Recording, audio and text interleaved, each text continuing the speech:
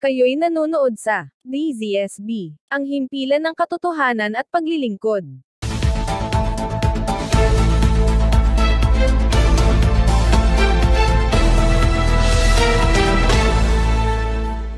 Heavy Equipment and Warehousing Technical at Vocational Center, bubuksan sa lungsod ng Kabuyao. Bago tayo magpatuloy, huwag kalimutan mag-follow, mag-like, at i-share iyong aming Facebook page. At huwag din kalimutan mag-subscribe sa aming YouTube channel, ang Serbisyo Balita Live Online. Maraming salamat po. Isang technical at vocational training center para sa heavy equipment at warehousing ang planong ipagawa ni Mayor Dennis Hain dito sa lungsod ng Kabuyao.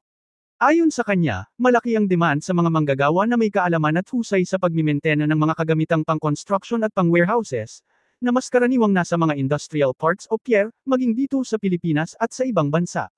Idinagdag pa ng alkalde na bihira ang may mga skills pagdating sa mga heavy equipments tulad ng mga hydraulic excavators, forklifts at iba pang makina. Kasama na din ang mga may kaalaman sa pagmimentena ng mga bodega at mga kagamitan pang-construction. Sa tulong ng Philippine Industrial Equipment Technical Institute, nais na maisakatuparan ni Mayor Hain ang nasabing proyekto sa lalong madaling panahon upang mabigyan ng dagdag na kursong pang-vocational ang mga magsisipag tapos ngayong taon na mga estudyanteng sa senior high school.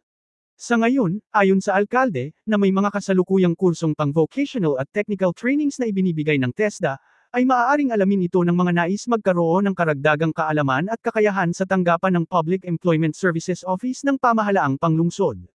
Ito si Ian Almario, ang AI reporter ng Serbisyo Balita, nag-uulat para sa DZSB, ang himpilan ng katotohanan at paglilingkod.